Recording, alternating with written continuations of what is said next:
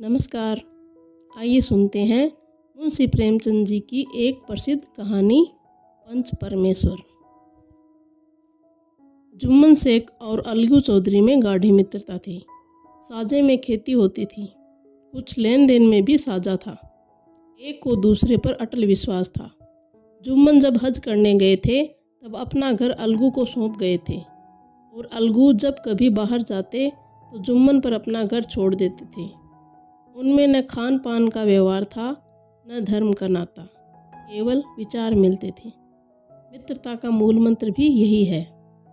इस मित्रता का जन्म उसी समय हुआ जब दोनों मित्र बालक ही थे और जुम्मन के पूज्य पिता जुमराती उन्हें शिक्षा प्रदान करते थे। अलगू ने गुरुजी की बहुत सेवा की थी, खूब रकाबियाँ मांझी, खूब प्याले धोई। उनका हुक्का एक क्षण के लिए भी विश्राम न ले पाता था, क्योंकि प्रत्येक चिलम अलगू को आधे घंटे तक किताबों से अलग कर देती थी। अलगू के पिता पुराने विचारों के मनुष्य थे। उन्हें शिक्षा की अपेक्षा गुरु की सेवा शुश्रूषा पर अधिक विश्वास था। वह कहते थे कि विद्या पढ़ने से नहीं आती, जो कुछ होता है गुरु के आशीर्वाद से। बस गुरुजी की कृपा दृष्टि चाहिए। अतएव यदि अलगू पर जुमराती शेख के आशीर्वाद अथवा सत्संग का कुछ फल न हुआ तो यह मानकर संतोष कर लेता कि विद्योपार्जन में उसने यथाशक्ति कोई बात उठा नहीं रखी। विद्या उसके भाग्य में ही न थी तो कैसे आती। मगर जुमराती शेख स्वयं आशीर्वाद के कायल न थे। उन्हें अपने सोटे पर अधिक भरोसा था और उसी सोटे के प्रताप से आज आसपास के गांवों में जुम्मन की पूजा होती थी। उनके लिखे हुए रहननामे या बेनामे पर कचहरी का मुहर्रिर भी कलम न उठा सकता था। हल्के का डाकिया, कांस्टेबल और तहसील का चपरासी सब उनकी कृपा की आकांक्षा रखते थे। अतएव अलगू का मान उनके धन का कारण था, तो जुम्मन शेख अपनी अनमोल विद्या से ही सबके आदर पात्र बने थे। जुम्मन शेख की एक बूढ़ी खाला मौसी थी। उसके पास कुछ थोड़ी सी मिल्कियत थी, परंतु उसके निकट संबंधियों में कोई न था। जुम्मन ने लंबे चौड़े वादे करके वह मिल्कियत अपने नाम लिखवा ली थी। जब तक दान पत्र की रजिस्ट्री न हुई थी तब तक खाला जान का खूब आदर सत्कार किया गया। उन्हें खूब स्वादिष्ट पदार्थ खिलाए गए। हलवे पुलाव की वर्षा सी की गई, पर रजिस्ट्री की मोहर ने इन खातिरदारियों पर भी मानो मोहर लगा दी थी। जुम्मन की पत्नी करीमन रोटियों के साथ कड़वी बातों के कुछ तेज तीखे सालन भी देने लगी। जुम्मन शेख भी निष्ठुर हो गए। अब बेचारी खाला जाना को प्राय नित्य ही बातें सुननी पड़ती थी। बुढ़िया न जाने कब तक जिएगी। 2-3 बीघे ऊसर क्या दे दिया, मानो मोल ले लिया। बघारी दाल के बिना रोटियां न उतरती। जितना रुपया उसके पेट में झोंक चुके उतने से तो अब तक गांव मोल ले लेते। कुछ दिन खाला जान ने सुना और सहा, पर जब न सहा गया तब जुम्मन से शिकायत की। जुम्मन ने स्थानीय कर्मचारी गृह स्वामी के प्रबंध में दखल उचित न समझा। कुछ दिन तक और यूं ही रोध होकर काम चलता रहा। अंत में एक दिन खाला ने जुम्मन से कहा, बेटा, तुम्हारे साथ मेरा निर्वाह न होगा, तुम मुझे रुपये दे दिया करो, मैं अपना पका खा लूँगी। जुम्मन ने धृष्टता के साथ उत्तर दिया, रुपये क्या यहाँ फलते हैं? खाला ने नम्रता से कहा, मुझे कुछ रूखा सूखा चाहिए भी कि नहीं? जुम्मन ने गंभीर स्वर से जवाब दिया, तो कोई ये थोड़ी समझा था कि तुम मौत से लड़कर आई हो। खाला बिगड़ गई। उन्होंने पंचायत करने की धमकी दी। जुम्मन हंसे, जिस तरह कोई शिकारी हिरण को जाल की तरफ आते देखकर मन ही मन हंसता है। वह बोले, हाँ जरूर पंचायत करो, फैसला हो जाए। मुझे भी यह रात दिन की खटखट पसंद नहीं। पंचायत में किसकी जीत होगी इस विषय में जुम्मन को कुछ भी संदेह न था। आसपास के गांव में ऐसा कौन था जो उसके अनुग्रह का ऋणी न हो? ऐसा कौन था जो उसको शत्रु बनाने का साहस कर सके? इसमें इतना बल था जो उसका सामना कर सके। आसमान के फरिश्ते तो पंचायत करने आवेंगे नहीं। इसके बाद कई दिन तक बूढ़ी खाला हाथ में एक लकड़ी लिए आसपास के गांवों में दौड़ती रही। कमर झुककर कमान हो गई थी। एक एक पग चलना दूभर था, मगर बात आ पड़ी थी। उसका निर्णय करना जरूरी था। बिरला ही कोई भला आदमी होगा जिसके सामने बुढ़िया ने दुख के आंसू न बहाए हो। किसी ने तो यूं ही ऊपरी मन से हूँ हाँ करके टाल दिया, और किसी ने इस अन्याय पर जमाने को गालियां दी। कहा, कब्र में पांव लटके हुए हैं, आज मरे कल दूसरा दिन। पर हवस नहीं मानती। अब तुम्हें क्या चाहिए? रोटी खाओ और अल्लाह का नाम लो। तुम्हें अब खेती बाड़ी से क्या काम है? कुछ ऐसे सज्जन भी थे जिन्हें हास्य रस के रसास्वादन का अच्छा अवसर मिला। झुकी हुई कमर, पोपला मुंह, सन कैसे बाल, इतनी सामग्री एकत्र हो तब हंसी ना आवे। ऐसे न्याय प्रिय, दयालु, दीन वत्सल पुरुष बहुत कम थे जिन्होंने उस अबला के दुखड़े को गौर से सुना हो और उसको सांत्वना दी हो। चारों ओर घूम घाम कर बेचारी अलगू चौधरी के पास गई, लाठी पटकी और दम लेकर बोली, बेटा तुम भी दम भर के लिए मेरी पंचायत में चले आना। अलगू, मुझे बुलाकर क्या करोगी? कई गांव के आदमी तो आवेंगे ही। खाला, अपनी विपत तो सबके आगे रो आई, आने न आने का अख्तियार उनको है। अलगू, यूं आने को आ जाऊंगा, मगर पंचायत में मुंह न खोलूंगा। खाला, क्यों बेटा? अलगू, अब इसका क्या जवाब दूं? अपनी खुशी। जुम्मन मेरा पुराना मित्र है, उससे बिगाड़ नहीं कर सकता। खाला, बेटा क्या बिगाड़ के डर से ईमान की बात न कहोगे? हमारे सोए हुए धर्म ज्ञान की सारी संपत्ति लुट जाए तो उसे खबर नहीं होती, परंतु ललकार सुनकर वह सचेत हो जाता है, फिर उसे कोई जीत नहीं सकता। अलगू इस सवाल का कोई उत्तर न दे सका, पर उसके हृदय में ये शब्द गूंज रहे थे, क्या बिगाड़ के डर से ईमान की बात न कहोगे? संध्या समय एक पेड़ के नीचे पंचायत बैठी। शेख जुम्मन ने पहले से ही फर्श बिछा रखा था। उन्होंने पान, इलायची, हुक्के, तंबाकू आदि का प्रबंध भी किया था।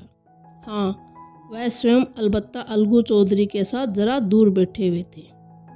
जब पंचायत में कोई आ जाता था तब दबे हुए सलाम से उसका स्वागत करते थे। जब सूर्य अस्त हो गया और चिड़ियों की कलरव युक्त पंचायत पेड़ों पर बैठी, तब यहाँ भी पंचायत शुरू हुई।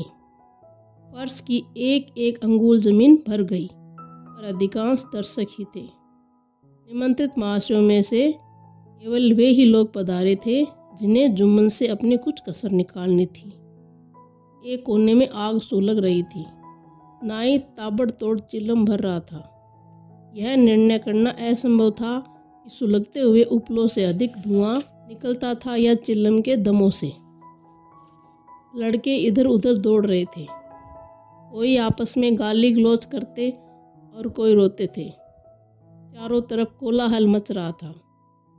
गांव के कुत्ते इस जमाव को भोज समझकर झुंड के झुंड जमा हो गए थे। पंच लोग बैठ गए। बूढ़ी खाला ने उनसे विनती की, पंचो, आज 3 साल हुए मैंने अपनी सारी जायदाद अपने भांजे जुम्मन के नाम लिख दी थी। इसे आप लोग जानते ही होंगे। जुम्मन ने मुझे ताहयात रोटी कपड़ा देना कबूल किया था। साल भर तो मैंने इसका साथ रो धोकर काटा, पर अब रात दिन का रोना नहीं सहा जाता। मुझे न पेट की रोटी मिलती है न तन का कपड़ा। बेकस बेवा हूँ, कचहरी दरबार नहीं कर सकती। तुम्हारे सिवा और किसको अपना दुख सुनाऊं? तुम लोग जो राह निकाल दो उसी राह पर चलूं। अगर मुझ में कोई ऐब देखो तो मेरे मुंह पर थप्पड़ मारो। जुम्मन में बुराई देखो तो उसे समझाओ क्यों एक बेकस की आह लेता है। मैं पंचों का हुक्म सिर माथे पर चढ़ाऊंगी। रामधन मिश्र, जिनके कई असामियों को जुम्मन ने अपने गांव में बसा लिया था, बोले, जुम्मन मियाँ, किसे पंच बदते हो? अभी से इसका निपटारा कर लो, फिर जो कुछ पंच कहेंगे वो मानना पड़ेगा। जुम्मन को इस समय सदस्यों में विशेषकर वे ही लोग दिख पड़े जिनसे किसी न किसी कारण उनका विमनस्य था। जुम्मन बोले, पंचों का हुक्म अल्लाह का हुक्म है। खाला जान जिसे चाहे उसे बदे, मुझे कोई उर्ज नहीं। खाला ने चिल्लाकर कहा, अरे अल्लाह के बंदे, पंचों का नाम क्यों नहीं बता देता? कुछ मुझे भी तो मालूम हो। जुम्मन ने क्रोध से कहा, अब इस वक्त मेरा मुंह न खुलवाओ, तुम्हारी बन पड़ी है, जिसे चाहो पंच बदो। खाला जान जुम्मन के आक्षेप को समझ गई। वह बोली, बेटा खुदा से डरो, पंच न किसी के दोस्त होते हैं न किसी के दुश्मन। कैसी बात कहते हो? और तुम्हारा किसी पर विश्वास न हो तो जाने दो। अलगू चौधरी को तो मानते हो, लो मैं उन्हीं को सरपंच बनती हूँ। जुम्मन शेख आनंद से फूल उठे, परंतु भावों को छिपाकर बोले, अलगू ही सही, मेरे लिए जैसे रामधन वैसे अलगू। अलगू इस झमेले में फंसना नहीं चाहते थे। वे कन्नी काटने लगे, बोले, खाला तुम जानती हो कि मेरी जुम्मन से गाढ़ी दोस्ती है। खाला ने गंभीर स्वर में कहा, बेटा दोस्ती के लिए कोई अपना ईमान नहीं बेचता। पंच के दिल में खुदा बसता है। पंचों के मुंह से जो बात निकलती है वह खुदा की तरफ से निकलती है। अलगू चौधरी सरपंच हुए। रामधन मिश्र और जुम्मन के दूसरे विरोधियों ने बुढ़िया को मन में बहुत कोसा। अलगू चौधरी बोले, शेख जुम्मन, हम और तुम पुराने दोस्त हैं। जब काम पड़ा तुमने हमारी मदद की है, हम भी जो कुछ बन पड़ा तुम्हारी सेवा करते रहे हैं। मगर इस समय तुम और बूढ़ी खाला दोनों हमारी निगाह में बराबर हो। तुमको पंचों से जो कुछ अर्ज करनी हो करो। जुम्मन को पूरा विश्वास था, यह बाजी मेरी है। अलगू यह सब दिखावे की बातें कर रहा है। अतएव शांत चित्त होकर बोले, पंचों 3 साल हुए, खाला जान ने अपनी जायदाद मेरे नाम हिब्बा कर दी थी। मैंने उन्हें ताहयात खाना कपड़ा देना कबूल किया था। खुदा गवाह है, आज तक मैंने खाला जान को कोई तकलीफ नहीं दी। मैं उन्हें अपनी माँ के समान समझता हूँ। उनकी खिदमत करना मेरा फ़र्ज है। मगर औरतों में ज़रा अनबन रहती है, उसमें मेरा क्या बस है। खाला जान मुझसे माहवार खर्च अलग मांगती है। जायदाद जितनी है वह पंचों से छिपी नहीं। उससे इतना मुनाफा नहीं होता कि माहवार खर्च कर सकूं। इसके अलावा हिब्बा नामे में माहवार खर्च का कोई जिक्र नहीं तो मैं भूल कर भी इस झमेले में न पड़ता। बस मुझे यही कहना है, आइंदा पंचों का अख्तियार है, जो फैसला चाहे करे। अलगू चौधरी को हमेशा कचहरी से काम पड़ता था, अतः वह पूरा कानूनी आदमी था। उसने जुम्मन से जिरह शुरू की। एक एक प्रश्न जुम्मन के हृदय पर हथौड़े की चोट की तरह पड़ता था। रामधन मिश्र इन प्रश्नों पर मुग्ध हुए जाते थे। जुम्मन चकित थे कि अलगू को क्या हो गया। अभी ये अलगू मेरे साथ बैठा हुआ कैसी कैसी बातें कर रहा था। इतनी देर में ऐसी काया पलट हो गई, मेरी जड़ खोदने में तुला हुआ है।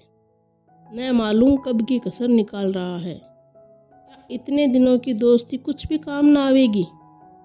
जुम्मन शेख तो इसी संकल्प विकल्प में पड़े हुए थे। इतने में अलगू ने फैसला सुनाया। जुम्मन शेख, पंचों ने इस मामले पर विचार किया। उन्हें यह नीति संगत मालूम होता है कि खाला जान को माहवार खर्चा दिया जाए। हमारा विचार है कि खाला की जायदाद से इतना मुनाफा अवश्य होता है कि माहवार खर्च दिया जा सके। बस यही हमारा फैसला है। अगर जुम्मन को खर्च देना मंजूर न हो तो हिब्बानामा रद्द समझा जाए। यह फैसला सुनते ही जुम्मन सन्नाटे में आ गई। जो अपना मित्र हो वह शत्रु का व्यवहार करे और गले पर छुरी फेरे, इसे समय के हेर फेर के सिवा और क्या कहें। जिस पर पूरा भरोसा था उसने समय पड़ने पर धोखा दिया। ऐसे ही अवसरों पर झूठे सच्चे मित्रों की परख की जाती है। यह कलयुग की दोस्ती है। अगर लोग ऐसे कपटी धोखेबाज न होते तो देश में आपत्तियों का प्रकोप क्यों होता। यह हैजा, प्लेग आदि व्याधियाँ दुष्कर्मों के ही दंड है। मगर रामधन मिश्र और अन्य पंच अलगू चौधरी की इस नीति प्राणता की प्रशंसा जी खोलकर कर रहे थे। वे कहते थे, इसका नाम पंचायत है। दूध का दूध और पानी का पानी कर दिया। दोस्ती दोस्ती की जगह है, किंतु धर्म का पालन करना मुख्य है। ऐसे ही सत्यवादियों के बल पर पृथ्वी ठहरी है, नहीं तो वह कब की रसातल को चली जाती। इस फैसले ने अलगू और जुम्मन की दोस्ती की जड़ हिला दी। अब वे साथ साथ बातें करते नहीं दिखाई देते। इतना पुराना मित्रता रूपी वृक्ष सत्य का एक झोंका भी न सह सका। सचमुच वह बालू की ही जमीन पर खड़ा था। उनमें अब शिष्टाचार का अधिक व्यवहार होने लगा, एक दूसरे की आओ भगत ज्यादा करने लगा। वे मिलते जुलते थे, मगर उसी तरह जैसे तलवार से ढाल मिलती है। यही चिंता रहती थी कि किसी तरह बदला लेने का अवसर मिले। अच्छे कामों की सिद्धि में बड़ी देर लगती है, पर बुरे कामों की सिद्धि में यह बात नहीं होती। जुम्मन को भी बदला लेने का अवसर जल्द ही मिल गया। पिछले साल अलगू चौधरी पटेसर से बैलों की एक बहुत अच्छी गोई मोल लाए थे। बैल पछाई जाति के सुंदर बड़े बड़े सींगों वाले थे। महीनों तक आसपास के गांव के लोग दर्शन करने आते। देव योग से जुम्मन की पंचायत के 1 महीने के बाद इस जोड़ी का एक बैल मर गया। जुम्मन ने दोस्तों से कहा, यह दगाबाजी की सजा है। इंसान सब्र भले ही कर जाए, पर खुदा नेक बद सब देखता है। अलगू को संदेह हुआ कि जुम्मन ने बैल को विष दिला दिया है। चौधराइन ने भी जुम्मन पर ही इस दुर्घटना का दोषारोपण किया। उसने कहा, जुम्मन ने कुछ कर करा दिया है।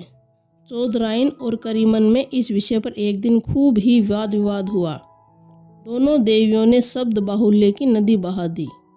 व्यंग्य, वक्रोक्ति, अन्योक्ति और उपमा आदि अलंकारों में भी बातें हुई। जुम्मन ने किसी तरह शांति स्थापित की। उन्होंने अपनी पत्नी को डांट डपट कर समझा दिया। वह उसे उस रणभूमि से हटा भी ले गई। उधर अलगू चौधरी ने समझाने बुझाने का काम अपने तर्कपूर्ण सोटे से लिया। अब अकेला बैल किस काम का। उसका जोड़ बहुत ढूंढा गया, पर न मिला। नादान यह सलाह ठहरी कि इसे बेच डालना चाहिए। गांव में एक समझू साहू थे। वह इक्का गाड़ी हाँकते थे। गांव के गुड़ घी लादकर मंडी ले जाते और मंडी से तेल नमक भर लाते और गांव में बेचते। इस बैल पर उनका मन लहराया। उन्होंने सोचा, यह बैल हाथ लगे तो दिन भर में बेखटके 3 खेप हो। आजकल तो एक ही खेप के लाले पड़ रहे हैं। बैल देखा, गाड़ी में दौड़ाया, बाल भोरी की पहचान कराई, मोल तोल किया और उसे लाकर द्वार पर बांध ही दिया। 1 महीने में दाम चुकाने का वादा ठहरा। चौधरी को भी गरज थी, घाटे की परवाह न की। समझू साहू ने नया बैल पाया तो लगे उसे रगेदने। वह दिन में 3-3, 4-4 खेपे करने लगे। न चारे की फिक्र थी न पानी की, बस खेपों से काम था। मंडी ले गए, वहाँ कुछ सूखा भूसा सामने डाल दिया। बेचारा जानवर अभी दम भी न ले पाया कि फिर जोत दिया। अलगू चौधरी के घर था तो चैन की बंसी बजती थी। बेलराम 6 माह कभी बहली में जोते जाते थे। खूब उछलते कूदते और कोसों तक दौड़ते चले जाते थे। वहाँ बेलराम का रातीब था। साफ पानी, तली हुई अरहर की दाल और भूसे के साथ खली। और यही नहीं, कभी कभी घी का स्वाद भी चखने को मिल जाता था। शाम सवेरे एक आदमी खरहरे करता, पहुँचता और सहलाता था। कहाँ वह सुख चैन, कहाँ यह आटो पहर की खपत। महीने भर ही में पिस सा गया। इक्के का जुआ देखते ही उसका लहू सूख जाता था। एक एक पग चलना दूभर था। हड्डियाँ निकल आई थी, पर था वह पानीदार, मार की बर्दाश्त न थी। एक दिन चौथी खेप में साहू जी ने दोना बोझ लादा। दिन भर का थका जानवर, पैर न उठते थे, और साहू जी कोड़े फटकारने लगे। बस फिर क्या था, बैल कलेजा तोड़कर चला। कुछ दूर दौड़ा और चाहा कि जरा दम ले लूं, पर साहू जी को जल्द पहुंचने की फिक्र थी। अतएव उन्होंने कई कोड़े बड़ी निर्दयता से फटकारे। बैल ने एक बार फिर जोर लगाया, पर अब की बार शक्ति ने जवाब दे दिया। वह धरती पर गिर पड़ा और ऐसा गिरा कि फिर न उठा। साहू जी ने बहुत पीटा, टांग पकड़ कर खींचा, नथनों में लकड़ी ठूस दी, पर कहीं मृतक भी उठ सकता है। साहू जी को कुछ शक हुआ। उन्होंने बैल को गौर से देखा, खोल कर अलग किया और सोचने लगे कि गाड़ी कैसे घर पहुंचे। बहुत चीखे चिल्लाए, पर देहात का रास्ता बच्चों की आंख की तरह सांझ होते ही बंद हो जाता है। कोई नजर न आया, आसपास कोई गांव भी न था। मारे क्रोध के उन्होंने मरे हुए बैल पर और दुर्रे लगाए और कोसने लगे। अभागे, तुझे मरना ही था तो घर पहुंचकर मरता, ससुरा बीच रास्ते ही में मर रहा, अब गाड़ी कौन खींचे। इस तरह साहू जी खूब जले भुने। कई बोरे गुड़ और कई पीपे घी उन्होंने बेचे थे। 200-250 रुपये कमर पर बंधे थे। इसके सिवा गाड़ी पर कई बोरे नमक के थे। वो छोड़कर जा भी न सकते थे। लाचार बेचारे गाड़ी पर ही लेट गई। वही रत जगा करने की ठान ली। चिलम पी, फिर हुक्का पिया।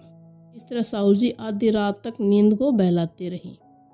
अपनी जान में तो वह जागते ही रहे, पर पो फटते ही जो नींद टूटी और कमर पर हाथ रखा तो थैली गायब। घबराकर इधर उधर देखा तो कई कनस्तर तेल भी न दारद। अफसोस में बेचारे ने सिर पीट लिया और पछाड़ खाने लगे। प्रातःकाल रोते बिलखते घर पहुंचे। सवाई ने जब यह बुरी सुनावनी सुनी तो पहले तो रोई, फिर अलगू चौधरी को गालियां देने लगी। निगोड़े ने ऐसा कुलछनी बेल दिया कि जन्म भर की कमाई लुट गई। इस घटना को हुए कई महीने बीत गए। अलगू जब अपने बैल के दाम मांगते तब साहू और सहुआइन दोनों ही झल्लाए हुए कुत्ते की तरह चढ़ पड़ते और अंट संट बकने लगते। वाह, यहाँ तो सारे जन्म की कमाई लुट गई, सत्यानाश हो गया, इन्हें दामों की पड़ी है। मुर्दा बैल दिया था, उस पर दाम मांगने चले हैं।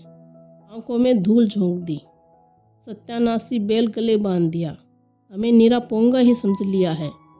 हम भी बनिए के बच्चे हैं, ऐसे बुद्धू कहीं और होंगे। पहले जाकर किसी गड्ढे में मुंह धोआओ, तब दाम लेना। न जी मानता हो तो हमारा बैल खोल ले जाओ, महीना भर के बदले 2 महीना जोत लो, और क्या लोगे। चौधरी के अशुभ चिंतकों की कमी न थी। ऐसे अवसरों पर वे भी एकत्र हो जाते और साहू जी के बर्राने की पुष्टि करते, परंतु 150 रुपये से इस तरह हाथ धो लेना आसान न था। एक बार वह भी गर्म पड़े। साहू जी बिगड़कर लाठी ढूंढने घर में चले गई। अब सहुआइन ने मैदान लिया। प्रश्नोत्तर होते होते हाथापाई की नौबत आ पहुंची। सहुआइन ने घर में घुसकर किवाड़ बंद कर लिए। शोरगुल सुनकर गांव के भले मानस जमा हो गए। उन्होंने दोनों को समझाया। साहू जी को दिलासा देकर घर से निकाला। वह परामर्श देने लगे कि इस तरह से काम न चलेगा, पंचायत कर लो, जो कुछ तय हो जाए उसे स्वीकार कर लो। साहू जी राजी हो गए। अलगू ने भी हामी भर ली। पंचायत की तैयारियां होने लगी। दोनों पक्षों ने अपने अपने दल बनाने शुरू किए। इसके बाद तीसरे दिन उसी वृक्ष के नीचे पंचायत बैठी। वही संध्या का समय था। खेतों में कौवे पंचायत कर रहे थे। विवादग्रस्त विषय था यह कि मटर की फलियों पर उनका कोई स्वत्व है या नहीं, और जब तक यह प्रश्न हल न हो जाए तब तक वे रखवाले की पुकार पर अपनी अप्रसन्नता प्रकट करना आवश्यक समझते थे। पेड़ की डालियों पर बैठी सुख मंडली में प्रश्न छिड़ा हुआ था कि मनुष्य को उन्हें बेमुरौवत कहने का क्या अधिकार है, जब उन्हें स्वयं अपने मित्रों से दगा करने में भी संकोच नहीं होता। पंचायत बैठ गई। रामधन मिश्र ने कहा, अब देरी क्या है, पंचों का चुनाव हो जाना चाहिए। बोलो चौधरी, किस किस को पंच बदते हो। अलगू ने दीन भाव से कहा, समझू शाही चुन ले। समझू खड़े हुए और कड़क कर बोले, मेरी ओर से जुम्मन शेख। जुम्मन का नाम सुनते ही अलगू चौधरी का कलेजा धक धक करने लगा, मानो किसी ने अचानक थप्पड़ मार दिया हो। रामधन अलगू के मित्र थे। वह बात को ताड़ गए। पूछा, क्यों चौधरी, तुम्हें कोई उर्स तो नहीं? चौधरी ने निराश होकर कहा, नहीं, मुझे क्या उर्स होगा। अपने उत्तरदायित्व का ज्ञान बहुधा हमारे संकुचित व्यवहारों का सुधारक होता है। जब हम राह भूलकर भटकने लगते हैं, यही ज्ञान हमारा विश्वसनीय पथ प्रदर्शक बन जाता है।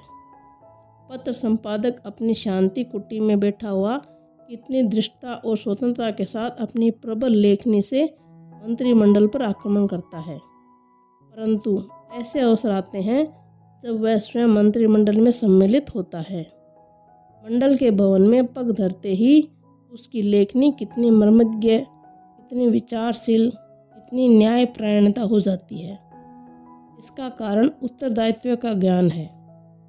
नव युवक युवावस्था में कितना उद्दंड रहता है, माता पिता उसकी ओर से कितने चिंतित रहते हैं। वे उसे कुल कलंक समझते हैं, परंतु थोड़े ही समय में परिवार का बोझ सिर पर पड़ते ही अव्यवस्थित चित्त उन्मत्त युवक कितना धैर्यशील, कैसा शांतचित्त हो जाता है। यह भी उत्तरदायित्व के ज्ञान का फल है। जुम्मन शेख के मन में भी सरपंच का उच्च स्थान ग्रहण करते ही अपनी जिम्मेदारी का भाव पैदा हुआ। उसने सोचा, मैं इस वक्त न्याय और धर्म के सर्वोच्च आसन पर बैठा हूँ। मेरे मुंह से इस समय जो कुछ निकलेगा वह देववाणी के सदृश है, और देववाणी में मेरे मनोविकारों का कदापि समावेश न होना चाहिए। मेरा सत्य से जो भर भी टलना उचित नहीं। पंचों ने दोनों पक्षों से सवाल जवाब करने शुरू किए। बहुत देर तक दोनों दल अपने अपने पक्ष का समर्थन करते रहे। इस विषय में तो सब सहमत थे कि समझू को बेल का मूल्य देना चाहिए, परंतु 2 माह से इस कारण रियायत करना चाहते थे कि बेल के मर जाने से समझू को हानि हुई। इसके प्रतिकूल 2 सभ्य मूल के अतिरिक्त समझू को दंड भी देना चाहते थे, जिससे फिर किसी को पशुओं के साथ ऐसी निर्दयता करने का साहस न हो। अंत में जुम्मन ने फैसला सुनाया, अलगू चौधरी और समझू साहू, पंचों ने तुम्हारे मामले पर अच्छी तरह विचार किया। समझू को उचित है कि बेल का पूरा दाम दे। जिस वक्त उन्होंने बेल लिया उसे कोई बीमारी न थी। अगर उसी समय दाम दे दिए जाते तो आज समझू उसे फेर लेने का आग्रह न करते। बेल की मृत्यु केवल इस कारण हुई कि उससे बड़ा कठिन परिश्रम लिया गया और उसके दाने चारे का कोई प्रबंध न किया गया। रामधन मिश्र बोले, समझू ने बेल को जानबूझकर मारा है, अतः उसे दंड लेना चाहिए। जुम्मन बोले, यह दूसरा सवाल है, हमको इससे कोई मतलब नहीं। झगड़ू साहू ने कहा, समझू के साथ कुछ रियायत भी होनी चाहिए। जुम्मन बोले, यह अलगू चौधरी की इच्छा पर निर्भर है, वह रियायत करे तो उनकी भलमनसी। अलगू चौधरी फूले न समाये, उठ खड़े हुए और जोर से बोले, पंच परमेश्वर की जय। इसके साथ ही चारों ओर से प्रतिध्वनि हुई, पंच परमेश्वर की जय। प्रत्येक मनुष्य जुम्मन की नीति को सराहता था। इसे कहते हैं न्याय। यह मनुष्य का काम नहीं, पंच में परमेश्वर वास करते हैं, यह उन्हीं की महिमा है। पंच के सामने खोटे को कौन खरा कह सकता है। थोड़ी देर बाद जुम्मन अलगू के पास आए और उनके गले लिपट कर बोले, भैया, जब से तुमने मेरी पंचायत की तब से मैं तुम्हारा प्राणघातक शत्रु बन गया था, पर आज मुझे ज्ञात हुआ कि पंच के पद पर बैठकर न कोई किसी का दोस्त होता है न दुश्मन। न्याय के सिवा उसे और कुछ न सूझता। आज मुझे विश्वास हो गया है कि पंच की जुबान से खुदा बोलता है। अलगू रोने लगे। इस पाने से दोनों के दिलों का मेल धुल गया। मित्रता की मुरझाई हुई लता फिर से हरी हो गई। कहानी सुनने के लिए आपका बहुत बहुत धन्यवाद। कहानी पसंद आई है तो लाइक कीजिए और अपने मित्रों में शेयर कीजिए। धन्यवाद।